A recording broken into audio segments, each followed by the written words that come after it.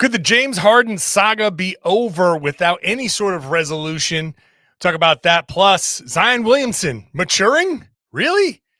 All that. And we play real or fake with expansion cities. Are those a done deal? It's all right now on the Locked On NBA podcast.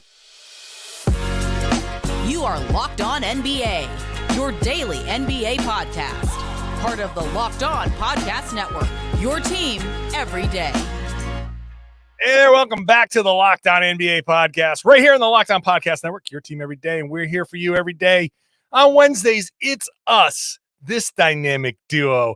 I'm John Karalis, host of the Locked On Celtics podcast. Find me on Twitter at John_Karalis. And I'm Jake Madison, host of the Locked On Celtics podcast. I'm on Twitter at NOLA Jake. Speaking of dynamic duos, and before we get into any transaction news, you kind of had a big transaction over the weekend. Congrats, man. Thank you. For anybody who might be watching on YouTube, when I did my little finger wave, there's a little piece of jewelry there on my left ring finger. Yep, got hitched. Jake, I've been finally tamed. I've finally been locked down. No more wearing dresses in the French Quarter with me. No, it's still probably going to happen. That's not going to change. That's not going to change. The reality of the situation is that I finally got smart and made a very, very good decision over the weekend. So very happy. Thank you very much for that. Could the Philadelphia 76ers be locking down James Harden, or at least entering into a marriage of convenience? That's our first segment. Second segment will be Zion, your territory. Once again, Adam Silver, when he speaks over the summer, is always about expansion. We'll play real or fake with our expansion cities coming up a little bit later on. But James Harden, it's kind of wild, Jake. The market just doesn't seem to be there for James Harden. I think he very clearly is pissed off. When isn't he pissed off at his team? But he didn't like how the Sixers kind of, in their quid pro quo, there was no pro quo, I guess I should say, on the Sixers side, and he's not happy about that. But it's not like teams are lining up to sign James Harden, and I wonder if there's a little bit of an ego hit going on right here. But it seems like, according to reports, that James Harden might just be going back to Philadelphia. Yeah, look, it doesn't seem like there's a robust market for really any sort of disgruntled superstar like there has been in the past. It's one thing maybe for Kevin Durant to kind of pull something like that, but Damian Lillard at like his age with the contract that he has is scaring teams off. And then James Harden, I mean, look, this is he's on his third team in basically like a year and a half, more or less. If I were a team that was interested in trading for him, I would be terrified of something like that, of history repeating itself, where it's now happened 3 times in a row.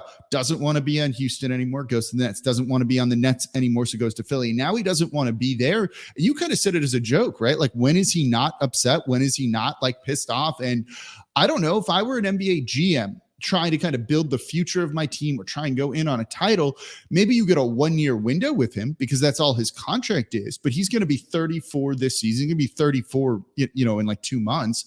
That kind of terrifies me because we've also seen him no-show a lot. And even the slight bit of unhappiness, he seems to kind of tank just everything around him, right? One of the talks about Damian Lillard would be he won't do what Harden did in Houston, right? Where Harden looked like he was maybe just not taking things nearly as seriously, just pouting, not staying in basketball shape and all of those things. And we're calling it like, you pull a Harden here, which I don't think Dame would do, but it's a thing for a reason because he did it. So it's like, yeah, I would be kind of scared of that. It's just a very combustible situation, and any team that's going to move for him is probably kind of already a little bit on edge. So it would just take the slightest thing. Like, yeah, it doesn't surprise me that no one's like, let's make incredible offers for 34-year-old James Harden, given all of that.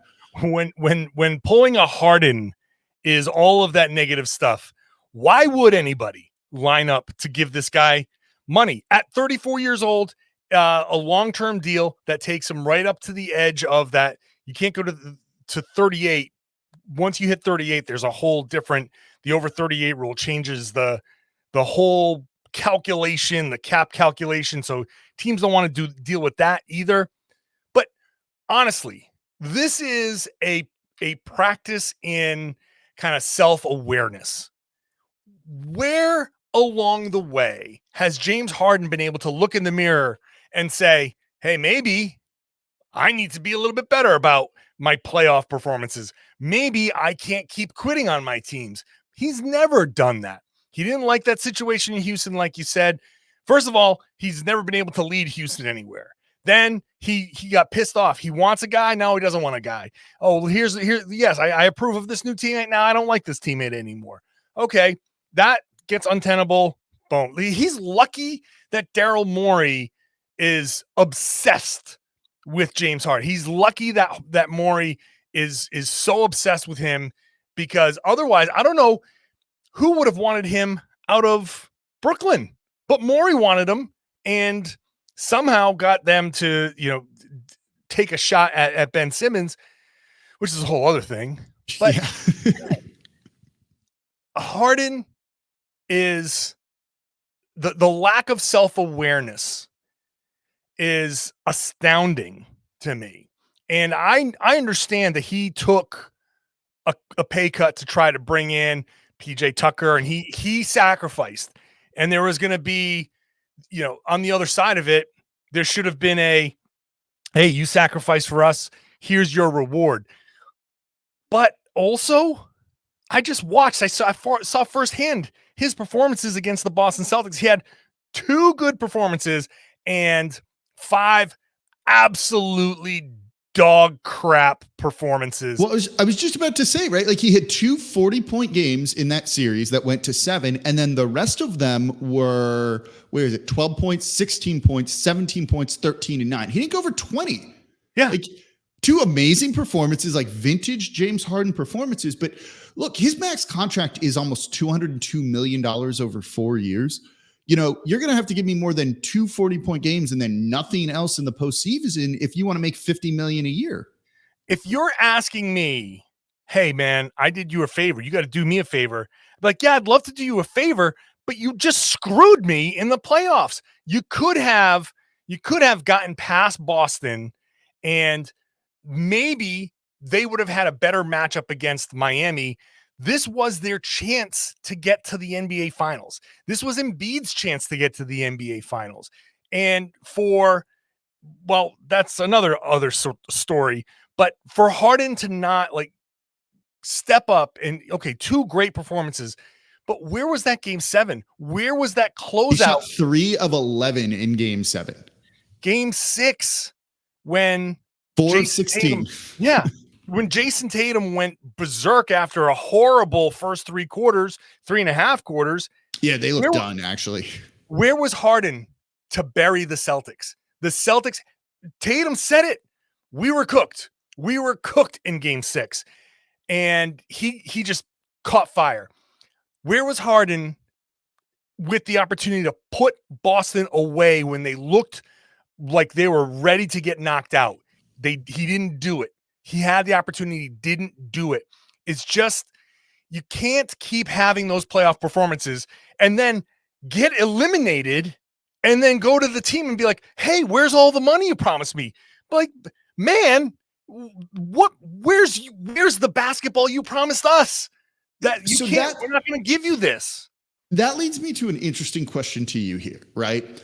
You said this could be a marriage of convenience for these two, because if he leaves, Philly has no way of replacing whatever the production he might give you is. And look, he's still a guy that averages above 20 points per game, at least in the regular season here. Would it be smart for them just to give him a 4-year max deal? Call it. Let's make it easy. $200 million, 4 years. Should they still do that, given everything you've just said, which is a hard sell on no James Harden, which is fair, given that they have no way of trying to replace him if there's no other decent offers out there? And look, the Clippers are the preferred destination here. It's not like you're getting a caliber player of James Harden in return, and you need kind of that running mate, I think, for Joel Embiid, because I don't think Maxi's on the level of a James Harden right now. I would not give him a new contract. I'd say you come in, you play on this deal, we'll find a place to trade you. But you come in, you play hard on this deal, we'll send you somewhere at the trade deadline and they can sign you. I'm not giving them. Now, I admit. What's that do for Joel Embiid, though, right? Like, if an Embiid sees that, And this then gets similar to Portland, I think, right? Like Dame's upset they drafted Scoot Henderson because they're planning for the future and they're doing what's in the best interest of the franchise, which is not trying to get swept in the first round and instead trying to kind of build something a little more organically. But if they trade him at the deadline, say for a young player and a pick, right? Something like that, and whatever salary matches, but that's inconsequential here. Does Joel Embiid look at that and be like, all right, you got to trade me too because I don't want to be a part of this anymore? I mean, it's a fair point. It's a fair point. Bad situation all around, that's for sure. If you're Joel Embiid, do you look at James Harden as the guy? Because I could turn around and ask you, if the Sixers give Harden the 4-year max and they say, okay, Joel, this is who we're rolling with, is he happy with that or is he not? I mean, publicly, he's saying the right things. He's trying to convince him to kind of like change his mind. He said all of that stuff. Now, that's PR for the media. I get it. You know, that's a fair point, too. You know, would they be able to find, there'd be a good trade market for Joel Embiid, I think, right? Like compared to Harden, compared to even like Lillard, you'd have teams lining up. So he could end up in a better situation, right? Like that. I don't know. It's tough. That's tough stuff to try and I think navigate. I take it into the season. I just take it into. I mean, the you season have to. And say, you have look, to. You can try to trade him now. You're not going to get the right return. The closer you get into the trade deadline, all of a sudden that pressure ramps up because other teams are going to be desperate. The Clippers are going to be desperate. The new collective bargaining agreement is going to make everything a little bit too expensive for even Steve Ballmer. I think they will, unless they pivot, unless they turn around and go back to the Celtics and maybe get Malcolm Brogdon or whatever. Who knows what the Clippers do? But a team can look at Harden and say, if we get him at the deadline, then we'll get 3 months of good Harden, and maybe that'll carry through the playoffs, and that'll be enough. At least at that point, Philly has a little bit of leverage. Other teams that are looking to trade for him, you say, hey, man, if you don't want him by the deadline, then you're not going to be able to sign him in free agency. If I'm James Harden's agent, I am begging him to play well now, because if he hits free agency, he's not getting anywhere near what he would get in an extension. You can try to convince a team to say, hey, look, we'll play nice. You just got to sign him to a decent extension.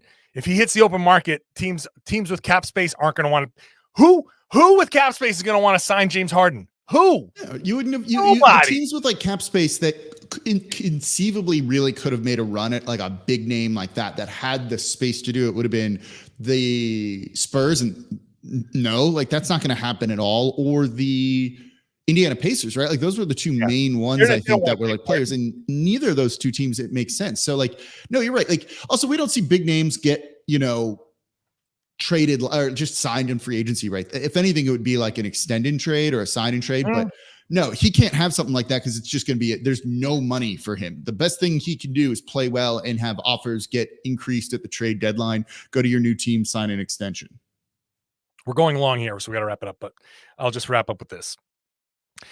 If he's not careful, he's going to go from talking about $200 million contracts to the mid-level, because no one's going to give him more than the mid-level. I don't think anybody's going to give him more than the mid-level next year.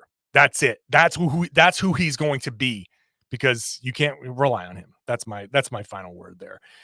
He needs to mature, and he just has never, ever matured. But Zion Williamson, maybe this summer, has scared him straight. We'll talk about that in just a second. First, let's talk about BetterHelp. Actually, no. First, let's talk about bird dogs. It's bird dogs up first. My fault.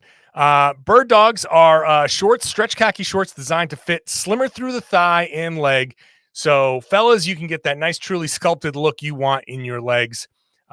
They do the exact same thing as Lululemon, but they fit way better. They stretch. They use anti-stick sweat-wicking fabric that keeps you cool and dry all day long.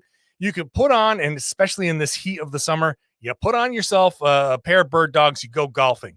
You come out, you come back home, you jump in the pool with the same bird dogs on. You come out, you dry off because they dry up really quick.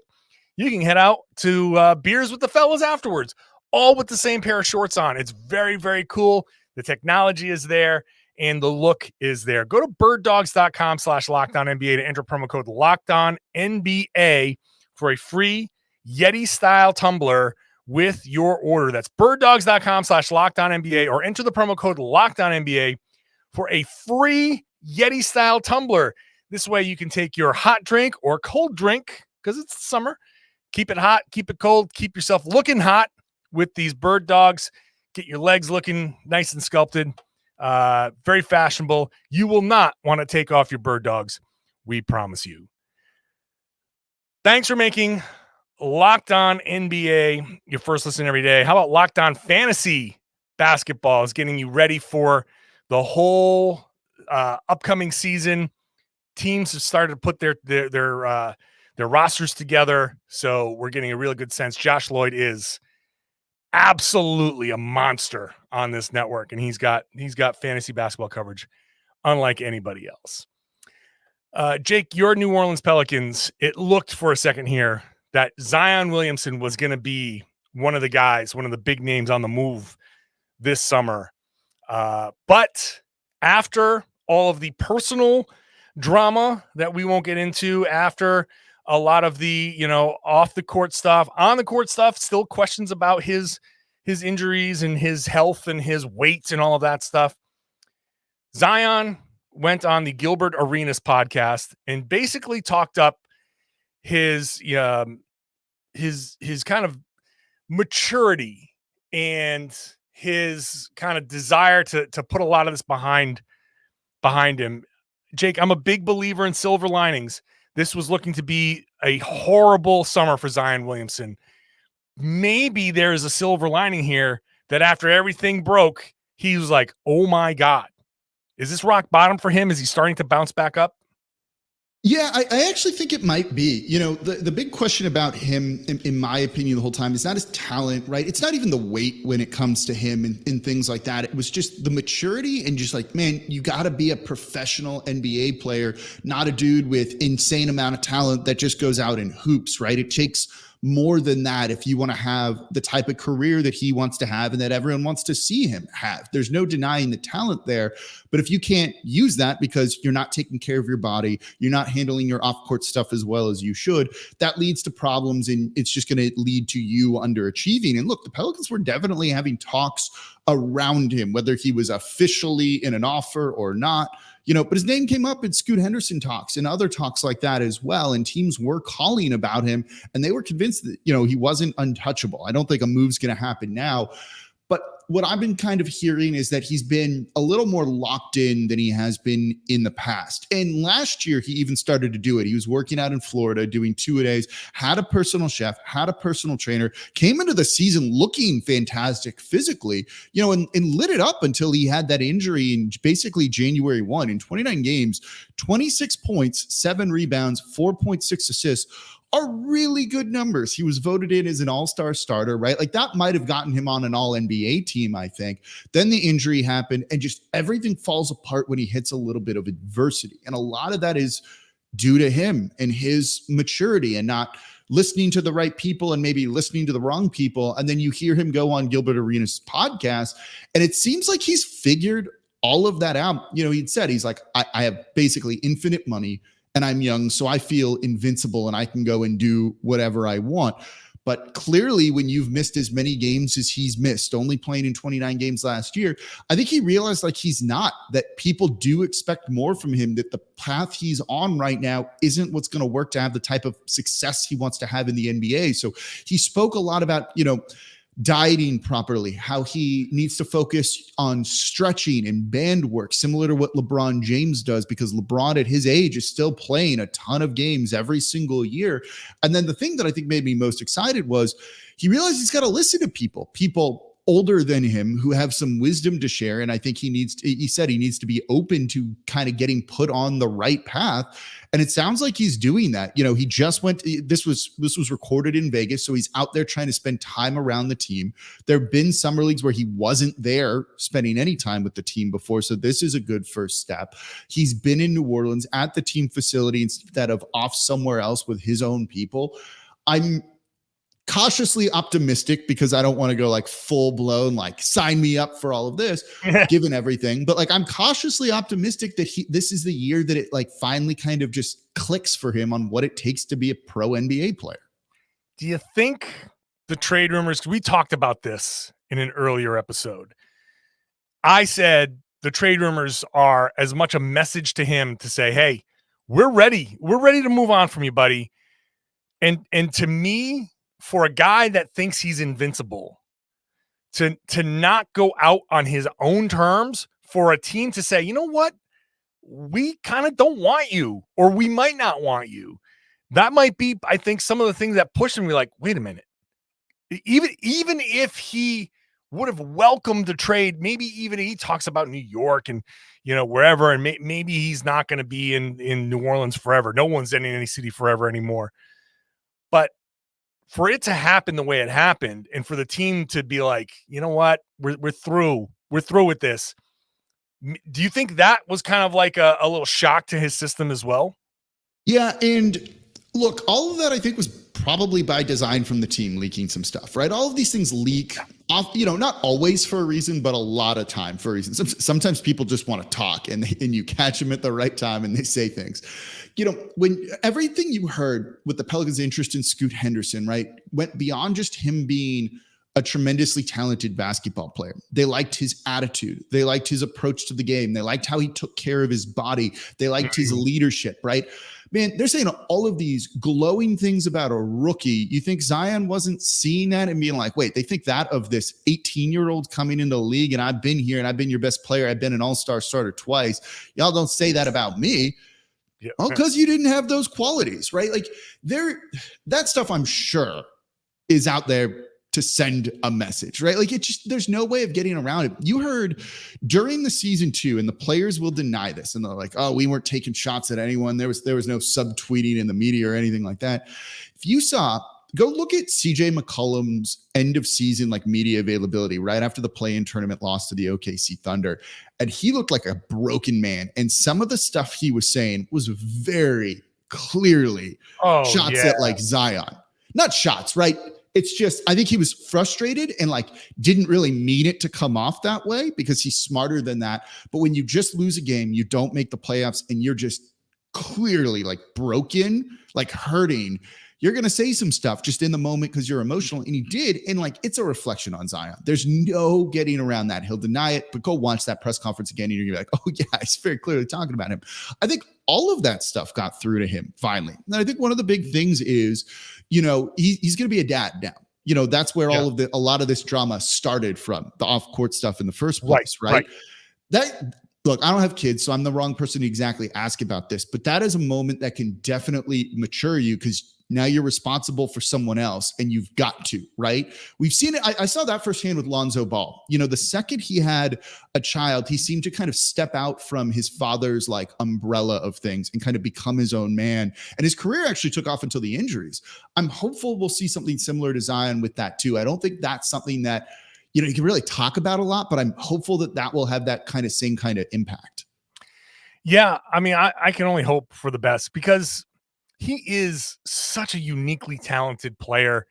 He really, I think a fresh start was necessary somehow to kind of get a fresh start where you are would be kind of amazing. And so, like I said before, I do believe in silver linings. So if all of this was built towards getting him to wake up, and this actually is him waking up, I mean, it could be PR. He could just have a really good PR team. He could be out there just blowing smoke. And then, a year from now, we're talking about same old Zion, same old whatever.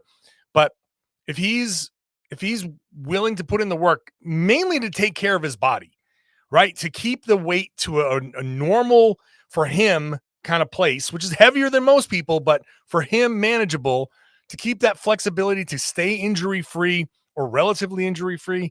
That's going to be huge. That changes the entire calculus for the Western Conference because now the Pelicans can be a real threat, and that reshapes everything at the top half of the West.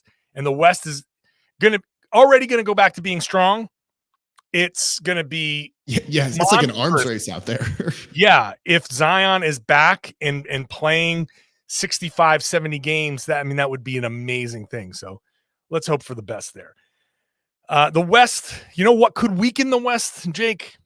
Sticking 2 new teams out there and kind of, draining some of the talent. We'll talk about expansion. We'll play our real or fake game with expansion when we come back. First, today's show is brought to you by BetterHelp. I am a big proponent of therapy. It has helped me significantly over the course of my life, but I also know how difficult it is to get started, how difficult it is to find a therapist, especially if you live, it's one thing if you live in New York City. It's another thing if you live in the suburbs. You might only feel like you have 1 or 2 options. And if that option doesn't work for you, where do you go? Well, you go to BetterHelp, because that's all done online. You do it through phone, via text, you do it through video chat. You take a quick questionnaire, you tell them about yourself, what you're trying to do. Is it something, a long kind of standing thing? Is it just trying to talk through some stuff? They will match you with a licensed therapist, and you can get started however you want, however frequently you want. And if you don't click with that person, they just send you to a new therapist that you can, until you find somebody you're comfortable with, no charge. You don't have to pay extra for finding new people. It's going to help you tremendously. Again, whether you've got something that you've been dealing with for a while, or you just are stressed out and you want to talk something through. If you're thinking of starting therapy, give BetterHelp a try. Entirely online, convenient, flexible, suited to your schedule. Let therapy be your map with BetterHelp. Visit BetterHelp.com/LockedOnNBA today. You get started with 10% off your first month. That's BetterHelp, HELP.com/LockedOnNBA. Thank you for making Locked On NBA your first listen every day. You want to hear more about Zion? Go to Jake, Locked On Pelicans. You want to hear more about James Harden? Locked On Sixers. Want to know about Jaylen Brown? I'm going to be talking about Jaylen Brown on Locked On Celtics. Still hasn't signed his extension. All of that's happening, but the commissioner, Adam Silver, was talking to the Associated Press Sports Editors Convention, and as usual, mentioned expansion. Not going to get done until after the new TV deals are done. So nothing in the offing, but once the new TV deals are done, Jake, we're looking at potential expansion. Everybody believes it's going to be LA and Seattle. Las Vegas and Seattle. Third team out there. Third team. It's going to be Las Vegas and Seattle. Vegas and Seattle. So let's play real or fake. If everybody believes that those are the cities, real or fake, Jake, one of those 2 cities is going to screw this up. I think it's fake. I think this is already, we can call this one right now. Vegas is Vegas. They got the Raiders in there. They host Summer League. They do other events. They're getting a Major League Baseball team. We've seen them do well with the WNBA, with hockey too. It They're works. Getting the mid-season tournament. They're getting NBA games this upcoming season. Yeah, look, you'll build something bigger than the Thomas and Mack Center, and that's also then either gets demolished or gets used for Summer League 2. But yes, this is going to happen. And look, they have a Formula One race going there too. It's just everyone wants to go party and do fun stuff in Vegas, and everyone loves Summer League and everyone loves about it. And now that sports gambling is legal in most of these places and kind of working with the teams in the league, this is a lock. There's no way Vegas screws this up. There's too much money. It would make too much sense for them to haggle over land or an arena or anything like that. And someone is going to pay $6 billion for the rights to this, right? Yeah. They'll build their own arena if they need to. There's going to be so much money involved in all of this. So Vegas is a lock. So, Seattle's owed. They're owed. Nope. You can say okay. I'm going to say okay. I'm also going to say it's fake, but fake-ish, because I'm Seattle might screw this up. And I say screw this up the reason why Seattle lost their team in the first place is partly because the league in the city couldn't get the funding, the public funding passed. which, hey, sign me up for that feeling, because I'm anti-public funding for these private stadiums. That can't happen. And this is why I still think like it could be real. Is Seattle going to approve something like that? How is Seattle going to get the deal done? I know it's been a long, long time. Can they get the arena financing? Can you get the arena done in Seattle to bring in an NBA team? So can they use what they have is my question, right? They've got a Climate Pledge Arena for, I think, hockey there, and it can hold 18,300 people is what I'm reading here. Like, that seems to work. That's the perfect size from this. And if that's good enough for right now, and they're coming up on expansion, and look, the league wants teams to have state-of-the-art modern arenas. I think Seattle, with the way they lost their team, a beloved franchise that kind of was like the stain on David Stern's legacy here, that they're going to just try and do this. Seattle just points to the Oklahoma City Thunder and goes, there's our bid. Give us a team. And they should probably get one. I don't think anything other than that matters, because they'll get it figured out, that it's just they're due, they're owed. And it's kind of, to me, as simple as that. Like, this is something you've got to try and make right. And look, Stern hated that team left, right? That's why he also fought so hard to keep the Pelicans, or the then Hornets, in New Orleans, including the league taking over the team because the owner basically went broke, right? One, thank you for that.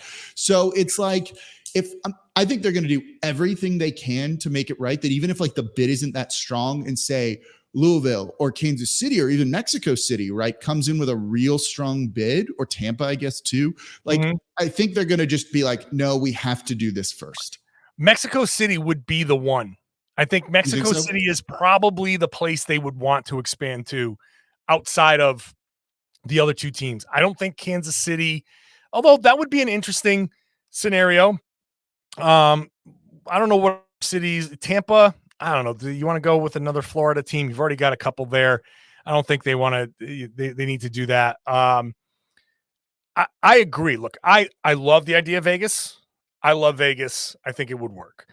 I love the idea. I love the idea of getting the Sonics back, and that would be an amazing thing for the league, especially for old people like me who remember the Sonics and love the Sonics. It would be so cool. It was, some of my favorite memories are Sonics memories, because I loved those teams. Gary Payton, Sean Kemp. Sean Kemp, to me, is one of maybe the best in-game dunker ever. So, like, I love, sir. We can throw some other names out here. Oh, so many. Sam Perkins, with the original big man shooting threes. Like, there's so much fun watching those Sonics teams play. So yes, for nostalgia's sake, and look, it'd be nice to have another team up there, so you can do like your Portland, Seattle kind of road trip. Yeah.